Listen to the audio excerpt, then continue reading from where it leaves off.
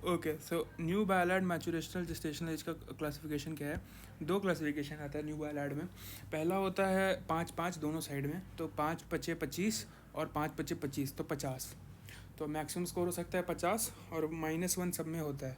तो -1 इंटू 5 हो गया -5, -1 इंटू 5 हो गया -5, तो -5 -5 -10।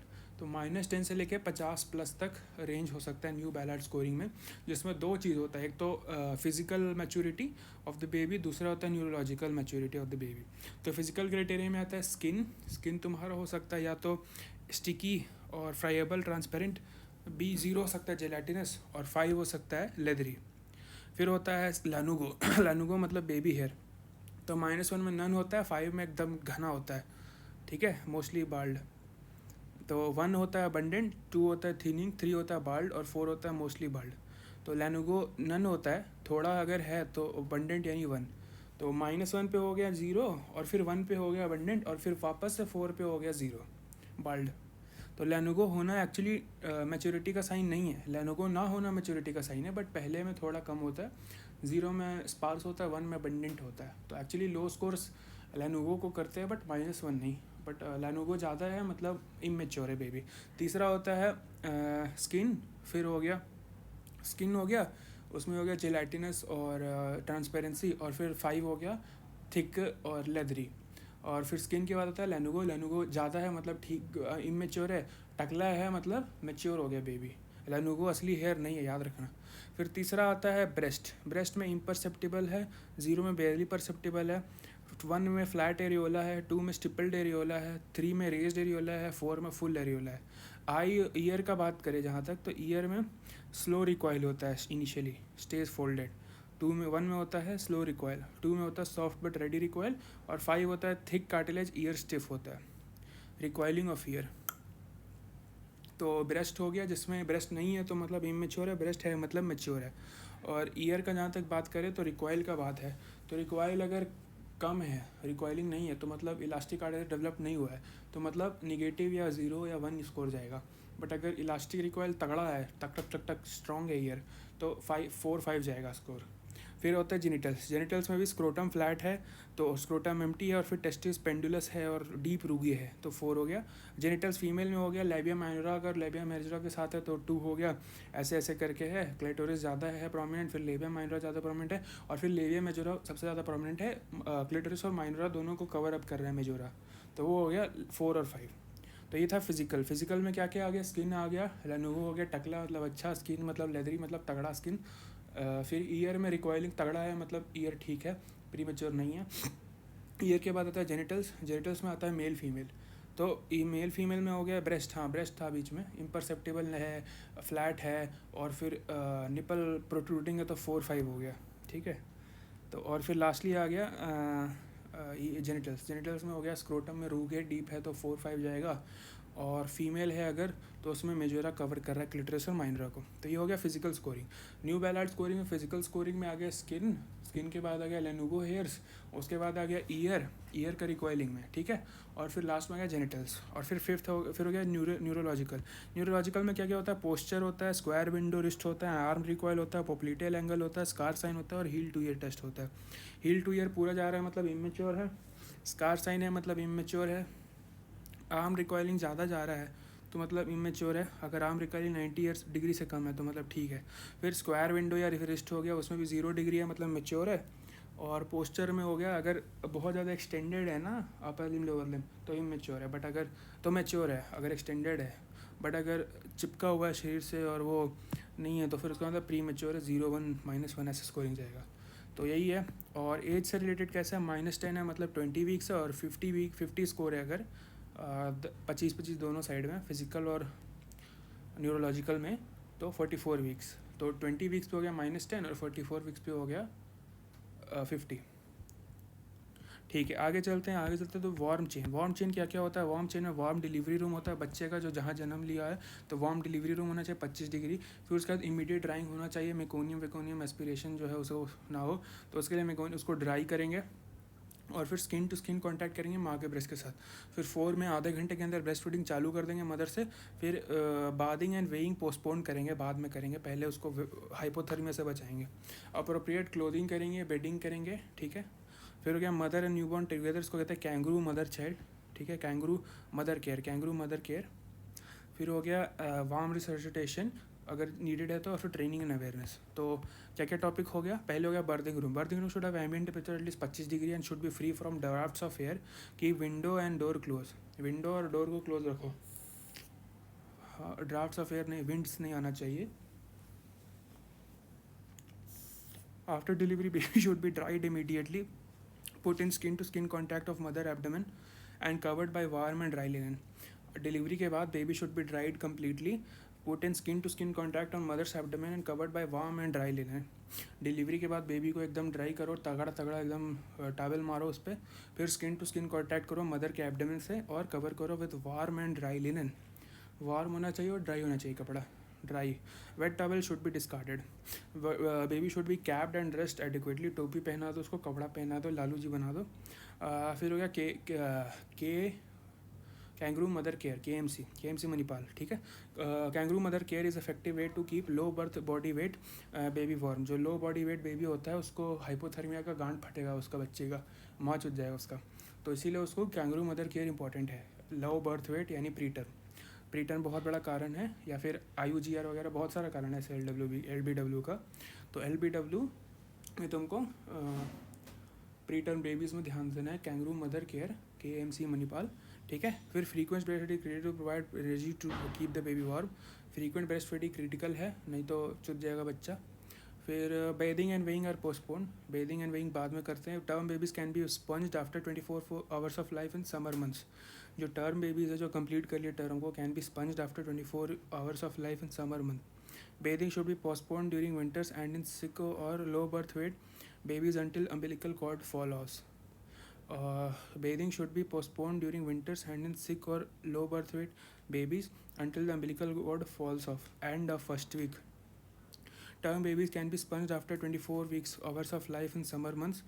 Bathing should be postponed during winters and in sick or low birth weight babies until umbilical cord falls off. तो term babies can be sponged after 24 hours of life in summer months. Term babies जो है उनको sponge कर सकते हैं 24 घंटे of life in summer months. Bathing postpone करेंगे during winters in sick और low birth weight babies until umbilical cord falls off. End of first week. Umbilical cord कब गिरता है? 1 हफ्ते के बाद। Dressing the baby in multiple layers of warm and light clothes provides better thermal protection than a single layer of heavy woollen clothing. Dressing the baby in multiple layers of warm and light clothes provides better thermal protection than a single layer of heavy woollen clothing. Dressing the baby in multiple layers of warm and light clothes provides better thermal protection than a single layer of heavy woolen clothing. Multiple layers of warm and light clothes provides better thermal protection than a single layer of heavy woolen. तो cotton cloth जो है warm और light, छोटा छोटा पतला पतला ढेर सारा लेयर मारो, रादर दैन एक मोटा सा वुल का बड़ा सा हेवी भारी भरकम लेयर, ठीक है। Baby mother should be kept on the same bed, co-bedding या फिर rooming in warm transportation that is the weakest link in the warm chain and with the great possibility of severe and undetected hypothermia. Transportation के time warm रखो बच्चे को। Training और awareness of health care providers unless persons involve in the hair realize the implication of hypothermia can not be detected management effectively. मतलब basically nurses को पढ़ाओ लिखाओ। अब आते हैं न्यूनेटल रिफ्लेक्सेस पे। तो न्यूनेटल रिफ्लेक्सेस को दूसरा नाम क्या है? प्रिमिटिव या फिर इमेच्योर रिफ्लेक्स। जैसे कि क्या गया एसिमेट्रिक टोनिक नेक, ATN एसिमेट्रिक टोनिक नेक। फिर हो गया क्या? Routing reflex. फिर क्या हो गया? Palmer grasp reflex. और फिर क्या हो गया? Forward parachute reflex. Protective extension reaction forward, protective extension reaction forward. Primitive reflexes disappear after brain matures. Primitive reflexes, brain जब मैच्योर हो गया, दिमाग ठीक हो गया बच्चे का, तो फिर उसके हट जाता है। Primitive reflexes disappear after brain matures, generally present during neonatal period but with few exception. Generally कब होता है neonatal reflexes? Present during neonatal period but with few exceptions. कब होता है neonatal reflexes? Generally present at the birth but with few exceptions. Neonate time कब होता है, पहला मंथ होता है, उसमें भी अर्ली न्यूनेट कब होता है 1 वीक, और लेट न्यूनेट कब होता है 1 वीक से लेकर 4 वीक्स तक, तो उसको कहते हैं न्यूनेटल पीरियड 1 वीक, और फिर उसके बाद बाकी के 3 हफ्ते late neonate, early neonate, late neonate. Neonatal reflex क्या हो गया, ऑल्सो कॉल्ड प्रिमिटिव फिर immature reflexes, asymmetric tonic neck, और फिर क्या हो गया rooting reflex, palmar grasp reflex, forward parachute reflex हो गया, protective extension reaction forward. Primitive reflexes disappear after brain mature. Primitive reflexes disappear after brain matures. Generally present during neonatal period but with few exceptions. Generally present during the neonatal period but with few exceptions. जैसे कि क्या, Palmer grasp हो गया 28 weeks of gestation पे onset होता है, और fully developed होता है 32 वीक्स ऑफ जेस्टेशन, और ड्यूरेशन होता है 2 to 3 months after birth. Rooting reflex होता है attachment and sucking while breast feeding 28 to 32 weeks of gestation.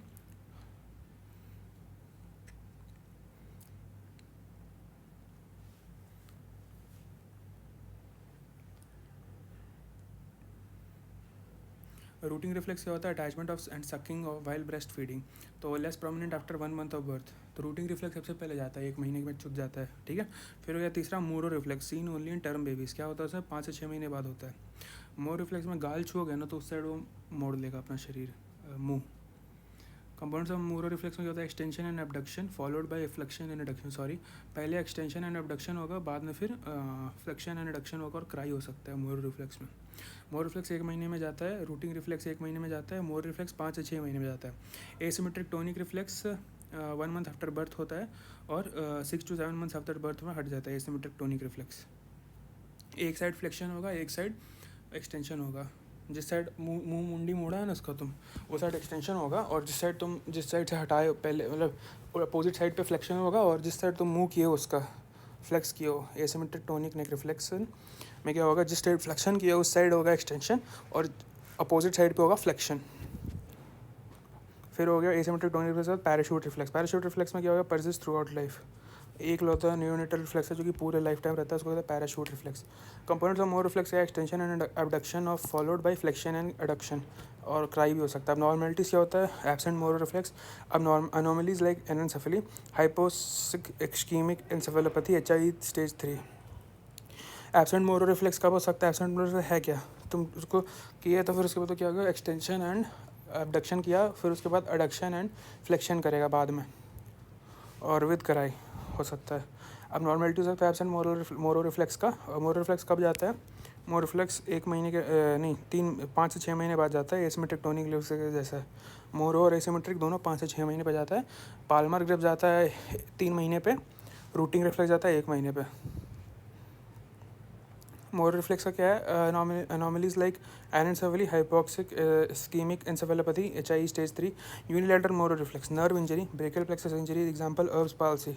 Bony injury like fractures, dislocation, most common shoulder. Unilateral Moro reflex कहने का मतलब, तुम उसको तंग किया बेबी को तो क्या हुआ, एक्सटेंशन और हुआ abduction followed by flexion and adduction. तो ये सिर्फ एक साइड हो रहा है जैसे, और इसका एग्जांपल क्या है, Erb's palsy. Brachial plexus injury हो सकता है,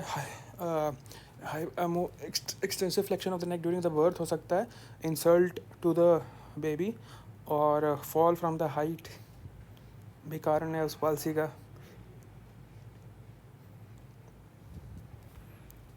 बोनी fractures like fractures and dislocation, most common हो गया शोल्डर।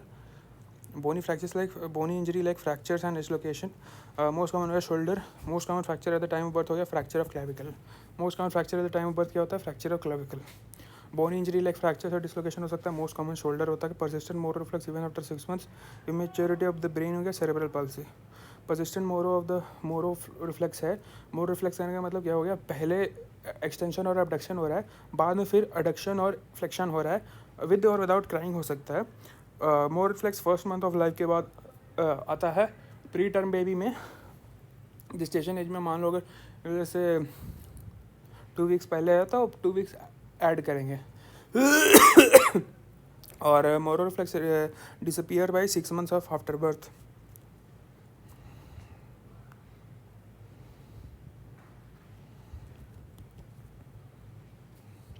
तो अब नॉर्मेलिटीज़ में क्या हो गया, एब्सेंट मोनो रिफ्लेक्स है तो उसका मतलब अर्ब्स पाल्सी हो गया यूनिलैटरली। बायलैटरली में हो सकता है एब्सेंट मोनो रिफ्लेक्स हो गया एनेंसेफली, और एनसेफेली हो गया, क्या न्यूरल को ट्यूब डिफेक्ट हो गया। फिर hypoxic ischaemic encephalopathy, HIE, hypoxic ischaemic encephalopathy. Unilateral motor reflex का क्या होगा, nerve injury, brachial plexus injury, example Erb's palsy. Bony injury like fractures और डिसलोकेशन, मोस्ट कॉमन है shoulder, most common fracture at time birth होता है fracture clavicle. Persistent Moro even after 6 months हो गया, immaturity of brain. Persistent Moro even after 6 months हो गया, immaturity of brain. Persistent मोरो हो गया क्या, इवन आफ्टर 6 मंथ्स हो गया क्या, immaturity of brain, cerebral palsy. Asymmetric tonic neck reflex हो गया, if a head of the body is turned to one side, the upper limb on the same side will extend while the upper limb becomes flexed. Asymmetric tonic neck reflex क्या हो गया, if head of the baby is turned to one side, upper limb of the same side will extend. जिस side तुम उसको मोड़े उस time extend करेगा, but दूसरे साइड फ्लेक्स करेगा, while the other upper limb becomes flexed. Rooting reflex क्या हो गया, stimulation of the baby's mouth causes sucking, turns the mouth in the direction of the stimulus. Sorry, routing reflex दूसरा है। Routing reflex में जिस side तुम उसका गाल छुओगे, attach and sucking while breast feeding, तो क्या होगा, stimulation of the baby's mouth causes the mouth to turn the direction stimulus. Palmar grasp reflex हो गया, 3 मंथ पे जाता है। Forward parachute reflex is present throughout the life. Reflexes appearing after birth या फिर इन्फेंटाइल रिफ्लेक्स, SPL। SPL में क्या हो गया, parachute reflex, protective extension reaction forward, protective extension reaction forward हो गया, prevents head from falling down. Symmetric tonic reflex हो गया, also called as crawling reflex, neck extension, upper limb extension and lower limb flexion. Neck flexion, upper limb flexion, neck extend करोगे तो upper limb extend होगा and lower limb flex होगा। Neck flex करोगे तो upper limb flex होगा, lower limb extend होगा। Appears by 4 to 6 months after birth, duration 8 to 12 months after birth, helps in crawling. Landau reflex on horizontal suspension, flexion of the limbs, flexion of the neck, flexion of limbs, extension of neck, extension of limbs, appears 3 months after birth, 9 months after birth, duration 9 months after birth. लैंडौ reflex शायद उसमें भी important है ना, जो वो होता है बे, neuromuscular disorders है उसमें होता है, फ्लॉपी बेबी वगैरह, उसमें बहुत इंपॉर्टेंट है लैंडौ। क्योंकि लैंडौ को हम लोग मतलब बेबी को बेसिकली पेट के बल अपने हाथ पे रखते हैं और उसका नेक को ऊपर नीचे करते हैं, राइट। सो वो न्यूरोमस्कुलर जो जंक्शन के डिसऑर्डर्स हैं, जैसे कि अक्यूट फ्लैसिड पैरालिसिस हो गया या वही, तो अक्यूट फ्लैसिड पैरालिसिस में ना लैंडौ हम लोग करते हैं एक्चुअली। लैंडौ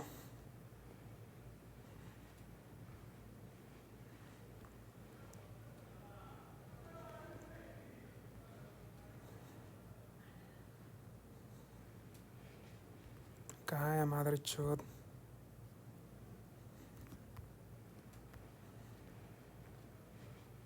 नहीं है भाई इसमें, बट ये एक्यूट फ्लैसिड पैरालिसिस में भी वो इम्पोर्टेंट है, वो टेस्ट कर सकते हो उसमें, वो हट जाएगा, ठीक है। तो ये था बेसिकली न्यू बॉर्न बेबी में रिफ्लेक्सेस वगैरह, है ना।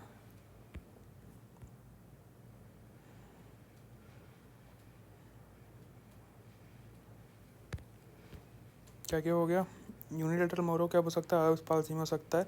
एब्सेंट मोरो कब हो सकता है, एनेंसेफेली में और हाइपोक्सिक इस्कीमिक एन्सेफेलोपैथी में। मोरो रिफ्लेक्स क्या होता है, तुम बच्चे को तंग किया तो एक्सटेंशन और एबडक्शन होगा, बट जब फिर उसके followed by flexion and adduction होगा विद और विदाउट क्राइंग। तो मोरो रिफ्लेक्स स्टार्ट होता है 1 month ऑफ एज पे और 6 महीने पे जो ख़त्म हो जाता है। बट अगर यूनिलैटरल मोरो का रिफ्लेक्स का एग्जांपल हो सकता है बोन इंजरी लाइक फ्रैक्चर वगैरह, मोस्ट कॉमन फ्रैक्चर इंजरी हो सकता है क्लाविकल फ्रैक्चर, और बोन बैलेंस इंजरी हो सकता है, अर्ब्स पाल्सी में हो सकता है। मोरो रिफ्लेक्स यूनिलैटरल हो रहा है और फ्रैक्चर वगैरह में यूनिलैटरल हो रहा है, और है ही परसिस्टेंट मोरो है 6 महीने के बावजूद, तो हो सकता है कि सेरेब्रल पाल्सी का बहुत अच्छा इंडिकेटर है सेरेब्रल पाल्सी का मोरो, परसिस्टेंट मोरो। एसिमेट्रिक टोनिक रिफ्लेक्स में हो गया, बेबी का एक मुंडी इस साइड करोगे तो उस साइड में एक्सटेंशन होगा लिम्ब का, बट जो अपोजिट साइड है उस साइड फ्लेक्शन होगा अपर लिम्ब का। रूटिंग रिफ्लेक्स में कुछ नहीं है, जिस साइड गाल छोड़ोगे उस साइड मुड़ जाएगा।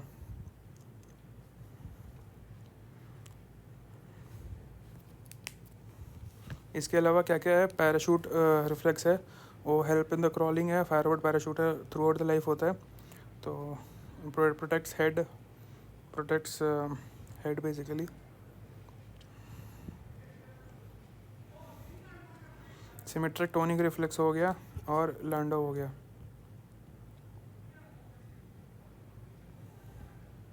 अब आता है हाइपोथर्मिया।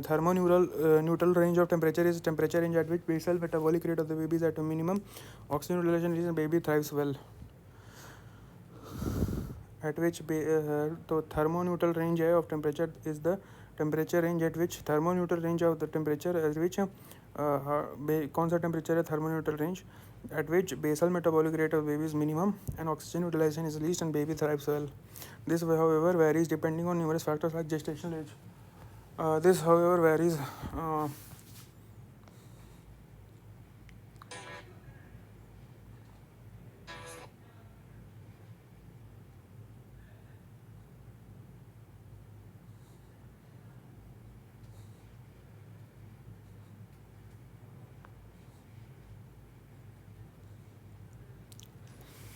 तो क्या हो गया is the temperature range at which basal metabolic rate of the baby is minimum and oxygen utilization is least and baby thrives well. This, however, varies depending on numerous factors like gestational age.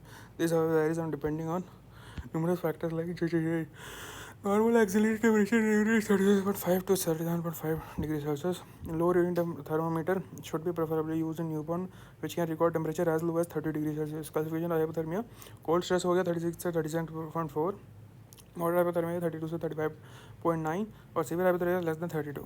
तो लो reading thermometer use करता है जो कि as low as 30 degree Celsius को measure कर सकता है। तो थर्मोन्यूट्रल एक रेंज है जहाँ पे बेसल मेटाबॉलिक रेट लीस्ट है और बेबी मिनिमम है और use oxygen utilisation is also least but baby thrives well. Number factors like gestational age पे भी डिपेंड कर सकता है। Thermoneutral temperature can depend on gestational age. Normal auxiliary temperature should be 36.5 to 37.5, but the thermometer that we are using should be able to record temperatures as low as 30 degrees Celsius, because in babies cold stress is 36 to 37.4, moderate hypothermia is 32 to 35.9, whereas severe hypothermia is less than 32 degrees Celsius. Risk factors क्या होगा? preterm and SGI infants, low brown adipose tissue, large surface area, vulnerability to get exposed, और फिर क्या होगा? cold weather. फिर क्या होगा? clinical features. Normal newborn in thermal comfort typically have warm and pink feet. Normal newborn in thermal comfort typically have warm and pink feet.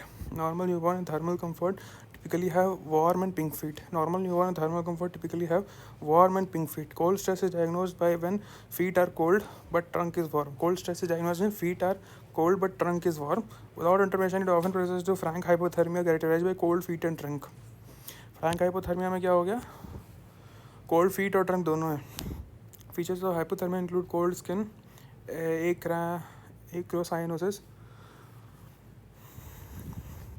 acrocyanosis, scleroderma, lethargy, refusal to feed. Features of hypothermia include cold skin, acrocyanosis, scleroderma, lethargy, refusal to feed. Examination reveals bradycardia, tachypnea, and respiratory distress. Examination reveals bradycardia, tachypnea, and respiratory distress. Complications क्या क्या हो गया? Hypoglycemia, hypoxia, metabolic acidosis, disseminated intravascular coagulation. Bleeding tendencies include pulmonary hemorrhage. Management है cold stress and mild to moderate hypothermia, immediate skin to skin contact with mother, radiant warmer for convection warmed incubator, frequent feeding. Severe hypothermia होगा requires incubator, thermostatically controlled, heated matter 37 degrees Celsius, fast rewarming till 34 degrees Celsius, and then slow rewarming. Severe hypothermia requires incubator, thermostatically controlled, heated matter at 37 to 38 degrees Celsius, fast rewarming till 34 degrees Celsius, and slow rewarming. पहले fast warming करेंगे 34 तक खींचेंगे और फिर slow धीरे धीरे रिवॉर्मिंग करेंगे. Monitor auxiliary temperature every half hour till it reaches 36.5 degrees Celsius, then hourly for next 4 hours, 2 hourly for 12 hours, thereafter 3 hourly as a routine. Oxygen, empirical, antibiotics and IV fluids. Vitamin K bleeding is present, FFB. Exchange DIC is present. Prevention क्या होगा? Reducing heat loss by conduction, convection, radiation. तीनों से आन दान बान bed सब लगा दो बहन चोद. ठीक है, क्या क्या करोगे? क्लिनिकल फीचर्स में क्या क्या है? थर्मल कंफर्ट टिपिकली है warm and pink feet. Cold stress is diagnose when feet are cold but trunk is warm. Cold stress is diagnose when feet are cold but trunk is warm. Without intervention it often progresses to frank hypothermia characterized by cold feet and trunk. Features of hypothermia include cold skin, acrocyanosis, scleroderma, lethargy, refusal to feed, Examination reveals tachycardia, bradycardia, tachypnea, respiratory distress. Examination reveals bradycardia, tachypnea, respiratory distress. Complications क्या होगा? Hypoglycemia, hypoxia, metabolic acidosis. Disseminated intravascular coagulation में क्या होगा? Bleeding tendencies including pulmonary hemorrhage. Disseminated intravascular coagulation में क्या होगा? Bleeding tendencies including pulmonary hemorrhage. Bleeding tendencies including pulmonary hemorrhage. Management में क्या होगा? Cold stress and mild to moderate hypothermia. Immediate skin to skin contact with mother, radiant, warmer or convection wound incubator. Radiant warmer और convection wound incubator. अच्छा, convection से अबे होता क्या था? कंडक्शन में तो शायद टच टू टच है, कन्वेक्शन और रेडिएशन. अच्छा, कन्वेक्शन कैसे हो रहा है? Image skin to skin mother, radiant warmer और कन्वेक्शन वार्म्ड इंक्यूबेटर. ओ, रेडियंट वार्मर से हो गया कन्वेक्शन, और तीसरा हो गया फ्रीक्वेंट फीडिंग्स. मार भैंसा, दूध पिलाए जाओ. ठीक है. मैनेजमेंट हो गया cold stress and mild to moderate hypothermia में. कोल्ड स्ट्रेस मतलब क्या हो गया? फीट और बेसिकली जो एक्सट्रीमिटीज़ है वो ठंडा है, बट जो ट्रंक है दैट इज़ वार्म, तो वो हो गया कोल्ड स्ट्रेस. और कोल्ड स्ट्रेस के बाद होता है माइल्ड और मॉडरेट हाइपोथर्मिया. क्या हो गया? बेसिकली विद ट्रंक, मतलब एक्सट्रीमिटीज़ के साथ ट्रंक भी जुड़ गया, तो दोनों में हो गया कोल्ड्स, मतलब टेम्परेचर फॉल हो गया. तो immediate skin to skin contact with mother करोगे, रेडिएंट वार्मर और convection warmed incubator, radiant warmer या फिर कन्वेक्शन वार्म्ड इंक्यूबेटर करोगे, फिर फ्रीक्वेंट फीडिंग्स करोगे. फिर क्या होगा? Severe hypothermia requires incubator, thermostatically controlled heated mattress at 37 to 38 degree Celsius, fast rewarming till 34 degree Celsius and slow rewarming. पहले 34 डिग्री सेल्सियस तक फास्ट रिवार्मिंग करोगे, फिर स्लो रिवार्मिंग करोगे. 34 डिग्री सेल्सियस जब चढ़ गया तो फिर उसके बाद स्लो रिवार्मिंग करोगे. Convection, conduction and radiation. Convection कैसे करोगे? कंडक्शन तो सिंपल है, मदर टू चाइल्ड हो गया, और ये रेडिएशन करोगे और कन्वेक्शन करोगे विद द इंक्यूबेशन, इंक्यूबेटर में डालोगे, गर्म करोगे, जैसे अंडे को करते हैं गर्म, इंक्यूबेटर करते हैं. ठीक है. रेडिएंट वार्मर, अरे भाई इंक्यूबेटर, ठीक है. ये और कन्वेक्शन वार्म्ड इंक्यूबेटर, सही तो बोल रहे हैं. ठीक है. सीवियर हाइपोथर्मिया में क्या करोगे? Requires incubator, okay, thermostatically controlled heater mattress, ठीक है, at 37 to 38 degree Celsius, fast rewarming till 34 degree Celsius, और फिर उसके बाद slow rewarming. Monitor axillary temperature every half hour, उसके आर्मपिट में मतलब बोल रहा है, till 36.5. Then hourly for next 4 hours, then 2 hourly for 12 hours, hourly for next 4 hours, then 2 hourly for 12 hours, thereafter 3 hourly as a routine. फिर क्या होगा? Oxygen, empirical antibiotics and IV fluid. Oxygen, empirical antibiotics and ivy fluids. Vitamin के bleeding present. फिर क्या होगा? Fresh frozen plasma डालो, exchange transfusion करो अगर डिसेमिनेटेड क्वेश्चन प्रेजेंट है तो. कॉम्प्लिकेशंस क्या क्या है हाइपोथर्मिया का? हाइपोथर्मिया कॉम्प्लिकेशन है हाइपोग्लाइसीमिया, हाइपोक्सिया, मेटाबॉलिक एसिडोसिस. और फिर क्या है दूसरा है डिसेमिनेटेड इंट्रावेस्कुलर कोएगुलेशन. इसमें क्या होगा? Bleeding tendency due to pulmonary haemorrhage. बहनचोद, पल्मोनरी हेमरेज हो गया तो चुज जाएगा बच्चा, सांस नहीं ले पाएगा साला. हाइपोग्लाइसीमिया हो गया, हाइपोथर्मिया हो गया, और मेटाबॉलिक एसिडोसिस. क्या क्या हो गया? हाइपोथर्मिया, हाइपोग्लाइसीमिया और metabolic acidosis. Features of hypothermia include cold skin, acrocyanosis, acrocyanosis, sclerema, lethargy, refusal to feeds. तो बेसिकली थर्मोन्यूट्रल टेम्परेचर है जिसमें metabolic rate, basal metabolic rate है, is at the minimum. Oxygen utilisation भी least है, और baby thrives well. This however varies during numeral gestational age. Normal exit temperature 36.5 से 39.5. ठीक है. Fast rewarming till 34 degree Celsius, और फिर slow rewarming till after 34 degree Celsius. Rewarming में क्या क्या कर सकते हैं हम लोग? इंक्यूबेटर में डाल सकते हैं बच्चे को, फ्लोर मैटर्स डाल सकते हैं, heated floor matters at 38 degree Celsius. Monitor auxiliary temperature at till it become 36.5. Then every 4 hours, every hourly checking. Then next after 4 hours, first reach 36.5, 4 hour every hour checking, 12 hour every 2 hourly checking. Then 3 hourly as a routine.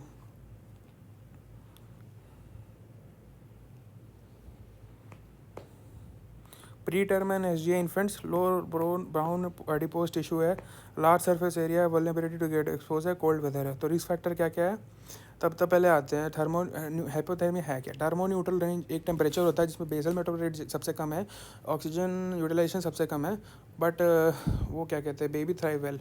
Normal accident 37 होता है। लो reading temperature use करना चाहिए 30 degree Celsius तक जो खींच सके reading तक। फिर क्लासिफिकेशन कैसा करोगे, पहले हो गया कोल्ड स्ट्रेस जिसमें हो गया फीट और ठंडा है बट ट्रंक इज़ वार्म। फिर हो गया माइल्ड टू मॉडरेट हाइपोथर्मिया, उसमें क्या हो गया, चुद गए गुरु, ठीक है। फिर हो गया रिस्क फैक्टर में हो गया प्री टर्म बेबी कि उसमें लो ब्राउन एडिपोज टिश्यू होता है, और कोल्ड इन्वायरमेंट में भी, कोल्ड जैसे कोल्ड टेम्परेचर है नॉर्थ इंडिया में दिसंबर जनवरी फरवरी, केरला में लगा लो जून जुलाई, ठीक है। फिर हो गया क्लिनिकल फीचर। क्लिनिकल फीचर में क्या हो गया, पहले तो हो गया हाइपोथर्मिया में हो गया skin, cold skin, cyanosis, sclerema, lethargy, refusal to feed, thermal comfort typically warm and pink feet, cold stress dynamics with the feet but our trunk is warm. Without intervention, it progresses to frank hyperthermia characterized by cold feet and trunk. Examination reveals bradycardia, tachypnea and respiratory distress. Complications क्या है, hypoglycaemia हो गया, hypoxia हो गया, और क्या हो गया, मेटाबॉलिक एसिडोसिस। और फिर क्या हो गया, disseminating circulation. Hypothermia, hypothermia complication क्या हो गया, hypoglycaemia, metabolic acidosis, disseminating circulation, pulmonary haemorrhage हो सकता है। मैनेजमेंट क्या हो गया, cold stress and mild to moderate hypothermia. Cold stress and mild to moderate hypothermia हो गया मैनेजमेंट में। Skin to skin contact with mother, radiant warmer, convection warmed incubator, frequent feedings. Severe hypothermia में क्या हो गया, माइल्ड टू मॉडरेट और cold stress में क्या हो गया, skin to skin contact, frequent feeding. और सीवियर हाइपोथर्मिया में एक इमरजेंसी फैक्टर है, नीकू में घुसा बच्चे को। देन 34 डिग्री सेल्सियस तक फास्ट रिवॉर्मिंग करेंगे, और 34 डिग्री से बाद स्लो रिवॉर्मिंग करेंगे। मॉनिटर करेंगे एक्सिलरी टेम्परेचर को। Axillary temperature for the first 4 hours we should do hourly checking, and after then for the next 12 hours we should do 2 hourly checking, and then we should do 3 hourly checking, 1 hourly checking 4 hour, 2 hourly checking for 12 hour, 3 hourly checking afterwards. और severe hypothermia का treatment क्या है, basically तुम जो है mattress, warm mattress at 38 degree Celsius, NICU admission, और incubator में घुसा दो बच्चे को, ठीक है। और उसके साथ साथ ऑक्सीजन, फ्रेश फ्लोजन प्लाज्मा एक्सचेंज कर दोगे, एक्सचेंज। और अगर डिसइंटरेक्शन प्रेजेंट है तो फ्रेश फ्लोजन प्लाज्मा और एक्सचेंज ट्रांसफ्यूजन करोगे। विटामिन के ब्लीडिंग इज प्रेजेंट।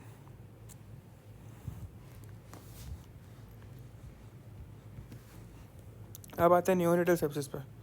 तो न्यूनेटल सेप्सिस का क्या क्या है, इन्वेस्टिगेशन और ट्रीटमेंट। न्यूनेटल सेप्सिस क्या हो गया, when pathogenic organisms gain access into the blood stream they may cause an overwhelming infection without much localization, septicemia, or may be get predominantly localized to the pneumonia or the meninges. तो septicemia क्या होता है, अगर pathogenic organism घुसा तो उसको blood stream में access मिला तो उसके कारण ओवरवेलमिंग इन्फेक्शन हो सकता है विदाउट मच लोकलाइजेशन, इसको कहते हैं सेप्टिसीमिया, और may get predominantly localize to the lung, pneumonia और द meningitis.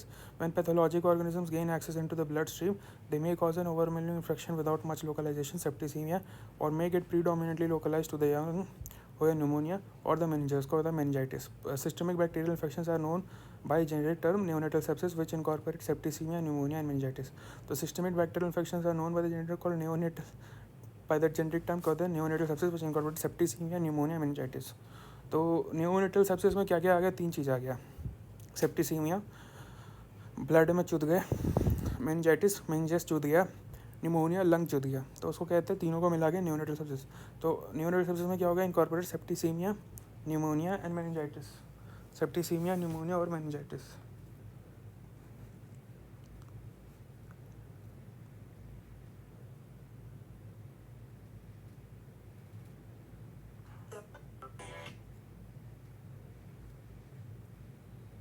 डर नहीं। Septic bacterial infections are known by generic term called pneumonitis sepsis, which incorporate septicemia, pneumonia, meningitis. Septicemia, pneumonia, and meningitis.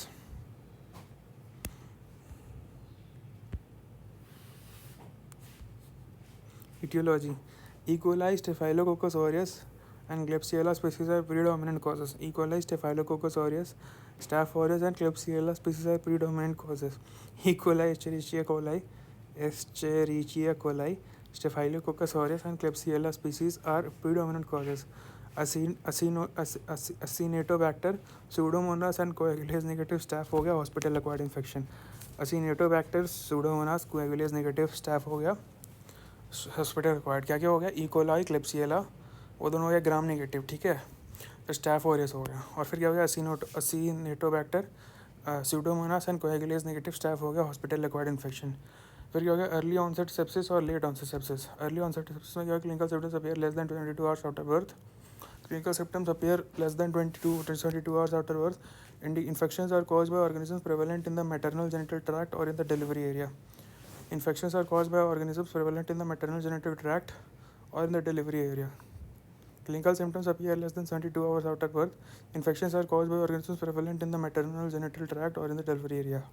Clinical symptoms appear less than 72 hours after birth. Infections are caused by organisms prevalent in the maternal genital tract or in the delivery area. Infections are caused by organisms prevalent.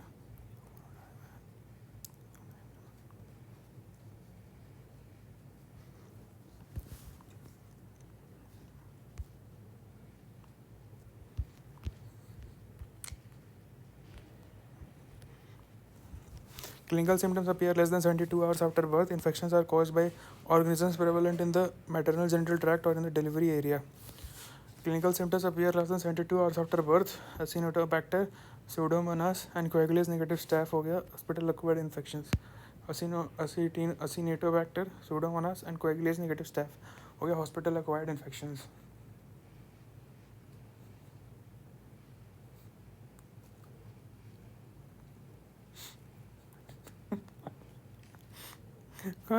Clinical symptoms appear less than 72 hours after birth. Clinical symptoms less than 72 hours after birth. Infections are caused by organisms prevalent in maternal genital tract or delivery area. Infections are caused by organisms prevalent in the maternal genital tract or in the delivery area. Infections are caused by organisms prevalent in maternal genital tract or in the delivery area. Infections are caused by organisms prevalent in the maternal genital tract or in the delivery area. Most common presentation is pneumonia. It can less commonly present with septicemia or meningitis. Most common presentation is pneumonia. It can less commonly present with septicemia or meningitis. Most commonly presentation is pneumonia. It can less commonly present with septicemia or meningitis. Septicaemia, meningitis और pneumonia को मिला के कहते हैं न्यूमोनियल sepsis. Most common pneumonia है. Organism जो most commonly है वो जेनिटल ट्रैक्ट में पाने जाने वाले ऑर्गेनिजम्स हैं, मैटरनल जेनिटल ट्रैक्ट में या डिलीवरी एरिया में. और हॉस्पिटल एक्वायर्ड हो सकता है जैसे कि सूडोमोनास, कोएगुलेज नेगेटिव स्टैफ ऑरियस और असिनोटोबैक्टर. ऐसा हो गया हॉस्पिटल एक्वायर्ड. असिनोटोबैक्टर, सूडोमोनास और coagulase negative staph aureus. E coli staph हो गया और क्लेब्सिएला हो गया, मोस्ट कॉमनली हो गया. और अर्ली ऑनसेट सेप्सिस का क्या? Clinically appear less than 72 hours after birth.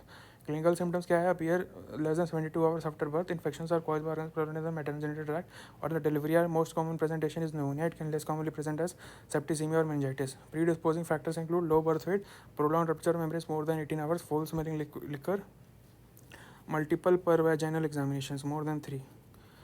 Predisposing factors include low birth weight, prolonged rupture of membranes more than 18 hours, foul smelling liquor और क्या multiple pervaginal examinations.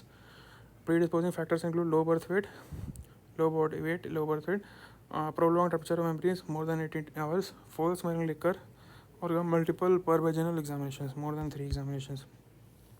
फिर क्या होगा? मैटरनल फीवर, डिफ़िकल्ट और prolong labour, aspiration of meconium, ये सब हो सकता है कॉजेज़ अर्ली ऑनसेट सेप्सिस का.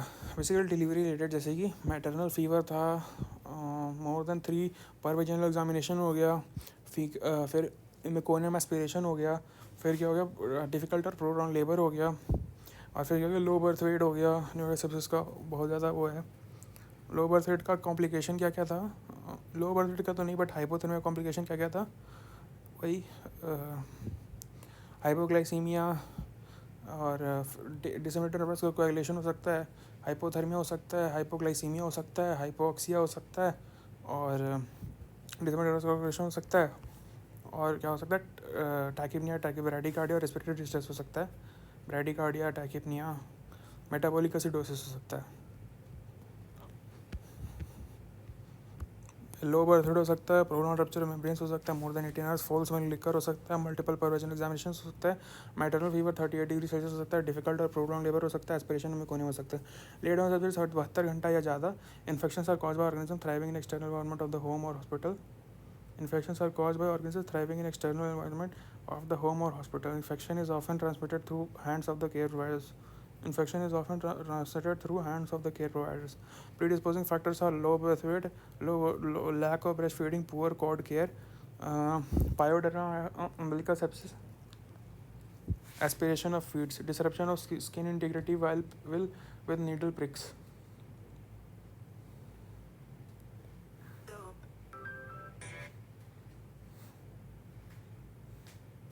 डर कभी नहीं किया।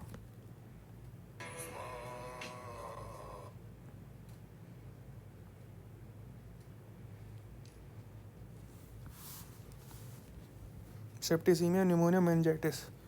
लेट ऑनसेट सेप्सिस में क्या होगा? 72 आवर और more. Infections are caused by organism thriving in external environment of the home और hospital. 72 hours or more. Infections are caused by organisms thriving in external environment of the home or hospital. The infection is often transmitted through hands of the care providers.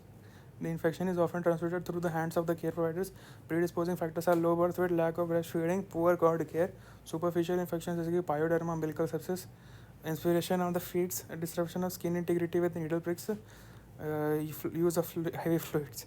Pathogens में क्या होगा? Infection in the birth canal, colonization of skin, umbilical stump, nasopharynx conjunctiva, transient bacteremia, invasion of bloodstream septicemia leading metastatic foci like meningitis, septic arthritis. Invasion of bloodstream septicemia leading metastatic foci like meningitis, septic arthritis.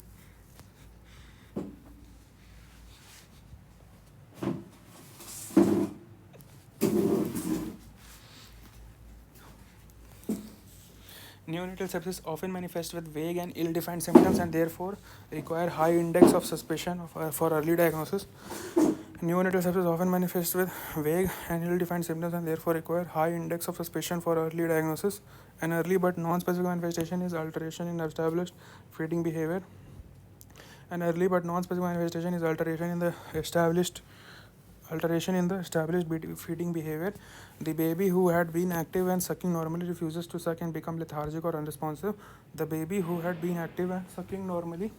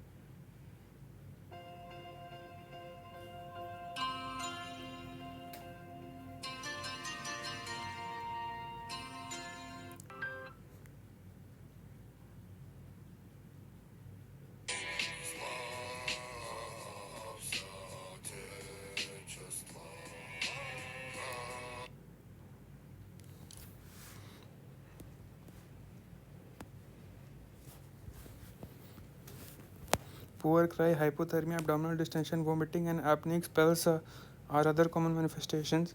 Diarrhea is uncommon. Fast breathing, chest retraction, grunt indicate pneumonia. ओ बहन चोद, grunting indicate pneumonia. इसकी माँ का भोसड़ा मादर चोद. Tachypnoea मतलब fast breathing हो गया. चेस्ट रिट्रैक्शन मतलब सबकोस्टल और क्या हो सकता है वो, सबकोस्टल और दो टाइप का रिट्रैक्शन होता है ना बे.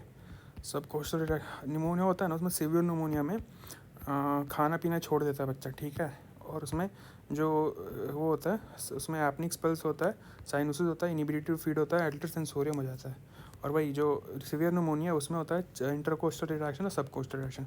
इंटरकोस्टल मतलब 2 रिब के बीच है, सबकोस्टल मतलब लिवर के पास में, मतलब लेफ्ट राइट दोनों साइड में, मतलब कह रहा हूँ सिर्फ राइट साइड नहीं। तो इंटरकोस्टल और सबकोस्टल रिट्रैक्शन हो सकता है, चेस्ट रिट्रैक्शन। वो हो गया सीवियर न्यूमोनिया। वेरी सीवियर में खाना नहीं खा पा रहा है, वेरी सीवियर में अल्टेड सेंसोरियम हो रहा है, वेरी सीवियर में इंटरमिटेंट साइनोटिक स्पेल्स हो रहा है और साइनोसिस हो रहा है, एपनिक स्पेल्स और साइनोसिस।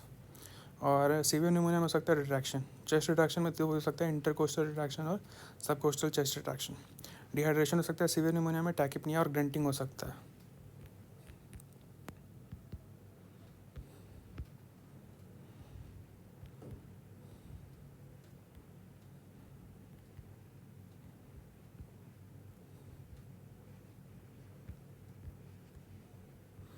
तो हो गया अर्ली ऑनसेट सेप्सिस में, हो गया clinical symptoms appear less than 72 hours after birth, infections are caused by organisms prevalent in the maternal genital tract और in the delivery area.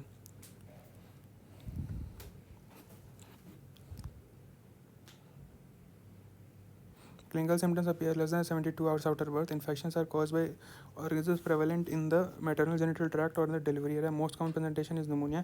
It can less commonly present as septicemia or meningitis. Predisposing factors include low birth weight, prolonged rupture of membranes more than 18 hours, foul smelling liquor, multiple per vaginal examination more than 3, maternal fever हो गया 38 degree Celsius, difficult और prolong labour, aspiration of meconium. Late onset sepsis हो गया 72 hours or more. Infections are caused by organisms thriving in the external environment of the home or the hospital. The infection is often transmitted through hands of the care providers. The infection is often transmitted through hands of the care providers. Predisposing risks are low birth weight, lack of breastfeeding, poor cord care, superficial infections जैसे कि pyoderma, umbilical sepsis, aspiration of feeds, disruption of skin integrity with needle pricks और use of IV fluids. तो late onset 72 hours के बाद हो सकता है 3 दिन के बाद। Infection cause by organism thriving in the external environment of the home hospital. Hospital causing क्या हो सकता है, एसिडोनोबैक्टर हो सकता है और सूडोमोनास हो सकता है और कोएगुलेज निगेटिव स्टैफ ओरियस हो सकता है।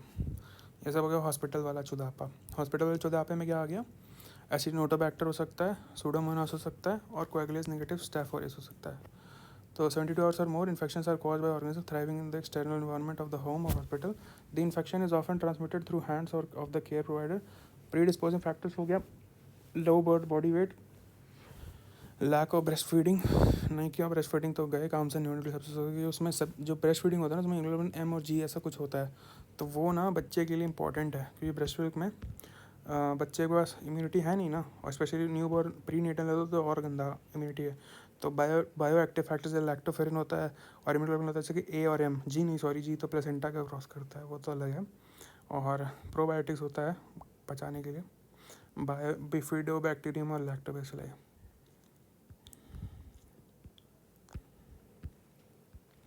लो बॉडी वेट हो सकता है, लाक ऑफ ब्रेस्ट फीडिंग हो सकता है, पुअर कॉर्ड केयर हो सकता है और ये हो सकता है सुपरफिशियल इन्फेक्शन जैसे कि पायोडर्मा और umbilical sepsis, aspiration of feeds हो सकता है, disruption of skin integrity with needle pricks, use of IV fluids. Pathogenesis का infection on the birth canal, colonisation of skin, umbilical stump और nasopharynx, conjunctiva et cetera. Transient bacteraemia हो सकता है, invasion of blood stream हो सकता है, septicaemia leading metastatic foci like meningitis, septic arthritis. Invasion of blood stream हो सकता है, septicaemia leading metastatic foci like meningitis, septic arthritis etc. Clinical features क्या क्या हो गया, neurosis often manifests with vague and ill-defined symptoms and therefore require high index of suspicion for early diagnosis. An early but non-specific manifestation is alteration in the established feeding behavior. An early but non-specific manifestation is the alteration in the established feeding behavior. The baby who had been active and sucking normally refuses to suck and becomes lethargic or unresponsive. The baby who had been active and sucking normally refuses to suck and becomes lethargic or unresponsive. Poor cry, hypothermia, abdominal distension, vomiting, and apneic smells are other common manifestations. Poor cry, hypothermia, abdominal distension. Poor cry, hypothermia, abdominal distension, vomiting, and apneic smells are other common manifestations. Diarrhea is uncommon. Fast breathing, chest retraction, grunting indicate pneumonia. Presence of high pitched cry, fever, seizure, blank look. Presence of high pitched cry, fever, seizure, blank look. Neck retraction. Bulging anterior funnel are suggestive of meningitis. Shock, bleeding, scleroderma, and renal failure are indicators of overwhelming sepsis. Shock, bleeding, scleroderma, and renal failure are indicators of overwhelming sepsis. Shock, bleeding, scleroderma, and renal failure are indicators of overwhelming sepsis. shock, bleeding, scleroderma, renal failure are indicators of overwhelming sepsis. Shock, bleeding, renal failure, scleroderma. Investigation क्या करें? Blood culture and other septic screening tests are sent before starting antimicrobial therapy. After cleaning the skin, alcohol, povidone iodine and again alcohol. Cleaning करोगे. Skin का cleaning कैसे करते हैं pre natal बच्चे में, neonate में कैसे करते हैं स्किन क्लीनिंग? पहले होता है अल्कोहल, फिर होता है पोविडोन आयोडीन और फिर होता है अल्कोहल. सस्पेंशन ऑफ आधा से 1 ml blood can be taken in small culture media bottle containing 5 to 10 ml of liquid broth. A specimen of half to 1 ml of blood can be taken in a small culture media bottle containing 5 to 10 ml of the liquid broth. Total leukocyte count less than 5000 per mm cube or more than 15000 per mm cube. Absolute neutrophil count हो गया less than 1800 per mm cube. Immature or to total neutrophil ratio more than 20%. C reactive protein more than 1 milligram per deciliter. Micro ESR हो गया more than 15 hour mm per hour. Lumbar puncture performed in all cases of late onset neonatal sepsis. Culture positivity early neonatal sepsis. तो neonatal sepsis क्या हो गया? Pathogenic organisms gain access into the bloodstream. They may cause overwhelming infection without much localization. जब pathology brain जब खून में access लेता है तो फिर वो सिवियर इन्फेक्शन करा सकता है. उसी को कहते हैं न्यूनेटल सेप्सिस. और न्यूनेटल सेप्सिस में 3 ट्रायड होता है, न्यूमोनिया का, सेप्टिसीमिया का और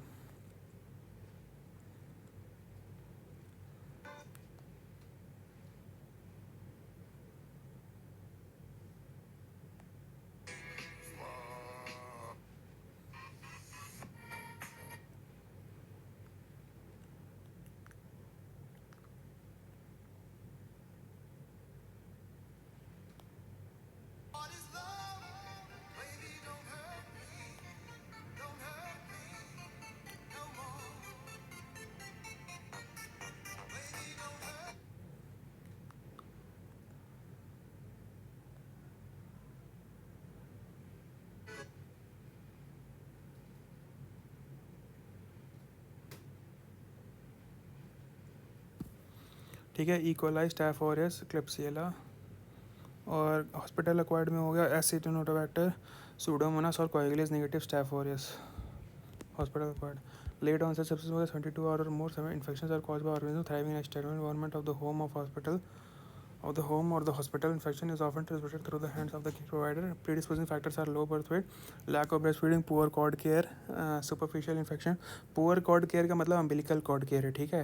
तो जैसे 3 दिन हो गया ना, तो 3 दिन से 7 दिन तक, क्योंकि अब umbilical cord तो है, umbilical cord तो 1 हफ्ते के बाद जाएगा ना, तो 1 हफ्ते में तक umbilical cord रहेगा. तो उसमें 3 दिन के बाद लेट ऑनसेट सेप्सिस हो सकता है. और अर्ली ऑनसेट सेप्सिस में क्या हो सकता है? Low body weight, mother fever और पुअर केयर और पुअर हाइजीन और फोल स्मेलिंग लिकर और मिकोनियम एस्पिरेशन और prolong labour, difficult labour.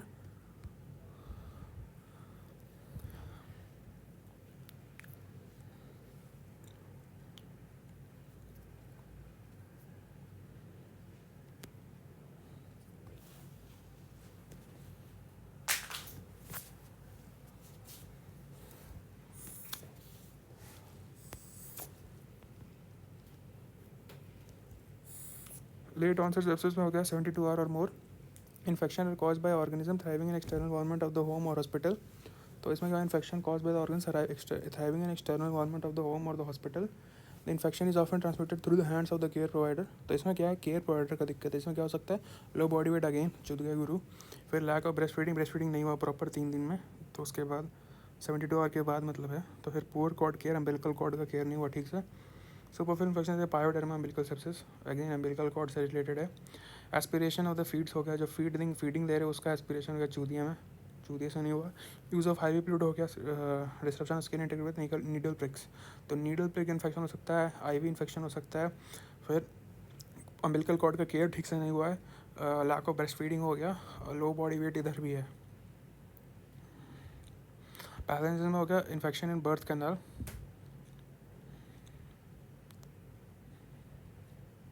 Infection birth canal होगा, colonisation of skin, umbilical stump, nasopharynx, conjunctiva etcetera.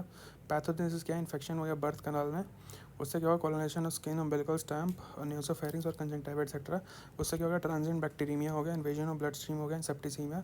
फिर क्या होगा leading to metastatic foci like meningitis, septic arthritis etcetera. Clinical features of neonatal sepsis often manifest with vague and ill-defined symptoms and therefore require high index of suspicion or for early diagnosis.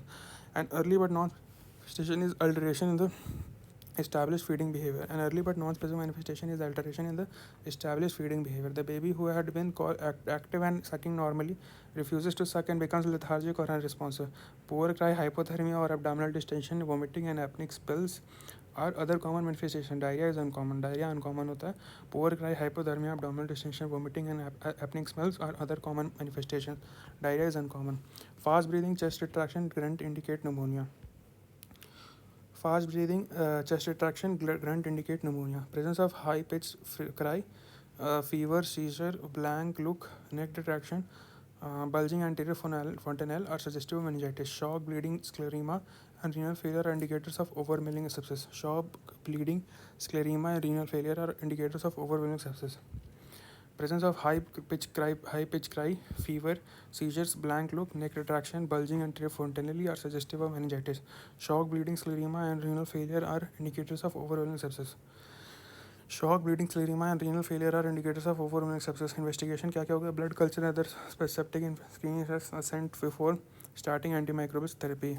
Blood culture and other septic screening tests are sent before starting antimicrobial therapy. Blood culture and other septic screening tests are sent before starting antimicrobial therapy. पहले medicine देने के पहले उसको screening test में भेजो.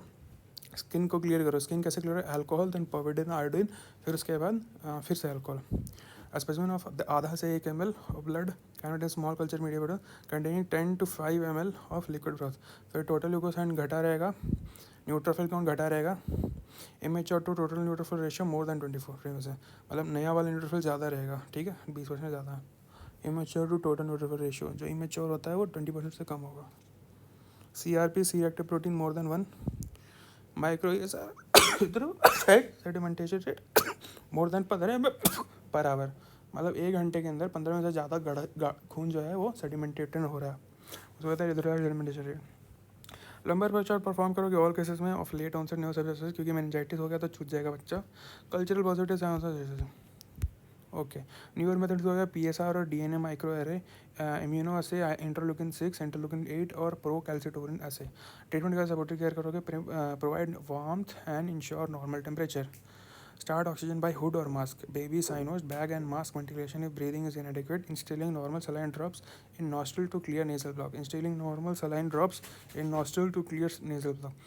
Assess peripheral perfusion by palpating peripheral pulses, CFT, skin color, urine output. If perfusion is poor, infuse normal saline or ringer lactate 10 ml over per kg over 5 to 10 minute. Repeat the same 1 to 2 times over the next 30 to 45 minutes. Dopamine and dobutamine may be required to maintain normal perfusion. Dopamine and dobutamine may be required to maintain normal perfusion. In hypoglycemia, infuse 10% glucose 2 ml per kg stat. Provide maintenance fluid, electrolytes and glucose 4 to 6 mg per kg per minute. Add potassium to IV fluids once normal flow of urine has been documented. Add potassium to IV fluid once normal flow of urine has been documented. Enteral feed should be initiated early if there is no abdominal distension and baby is hemodynamically stable. Feed mother's milk. Administer vitamin K in 1 mg intramuscularly. Transfuse packed cells if baby has low hematocrit less than 35 to 40%. Do not use blood or plasma for transfusion on routine basis for boosting immunity. Specific care में क्या होगा? Antimicrobial therapy constitutes the mainstay of treatment of sepsis. Antimicrobial therapy constitutes mainstay of treatment of sepsis. Antimicrobial therapy constitutes mainstay of treatment of sepsis. Antimicrobial therapy constitutes mainstay of treatment of sepsis. In a seriously sick neonate suspect of sepsis, appropriate antibiotic therapy should be initiated without any delay after obtaining blood samples for culture and sepsis screen. In a seriously sick neonate suspected of sepsis, appropriate antibiotics therapy should be initiated without any delay after obtaining blood samples for culture and sepsis screen. One need not wait for the results of sepsis screen for antibiotic treatment. Clinical situation में community acquired resistant strains mainly septicemia, इन्होंने क्या ampicillin और penicillin and gentamicin first line. Meningitis में क्या cefotaxime and gentamicin. Hospital acquired और when there is a low to moderate probability of resistant strains, तो क्या हो गया एम्पेसिलिन और क्लैक्सासिलिन और एमिकासिन, सेकंड लाइन। और फिर क्या होगा मेनिंजाइटिस में cefotaxime and amikacin. Community acquired resistant strains है मेनली तो सेफोटैक्सिम और जेंटामाइसिन मेनिंजाइटिस के लिए। हॉस्पिटल एक्वायर्ड है तो सेफोटैक्सिम एंड एमिकासिन, तो एम्पेसिलिन और cloxacillin and amikacin, second line. Hospital acquired sepsis और when there is a high probability of resistant strains, तो सेफोटैक्सिम और एमिकासिन, थर्ड लाइन। और इसमें क्या होगा cefotaxime and amikacin. Intensive care and monitoring of sick baby is required to detect complications at earliest. Intensive care and monitoring, अरे मादर चोद, मादर चोद।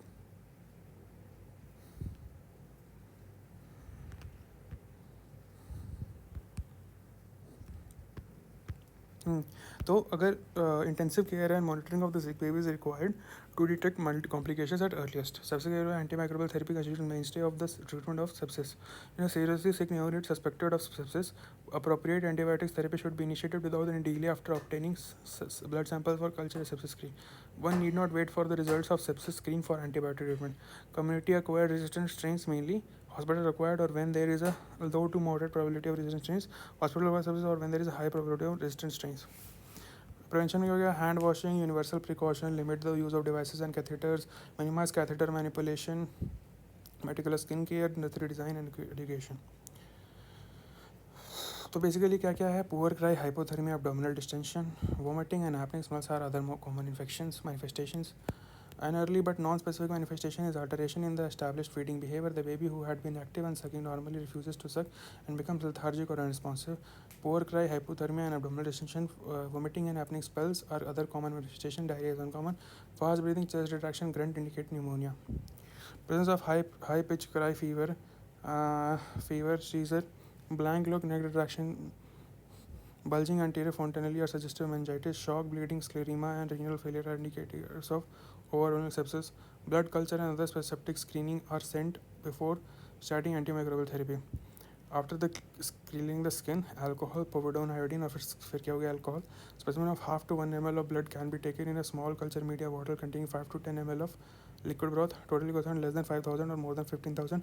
Absolute neutrophil count less than 1800. Immature to total neutrophil ratio more than 20%.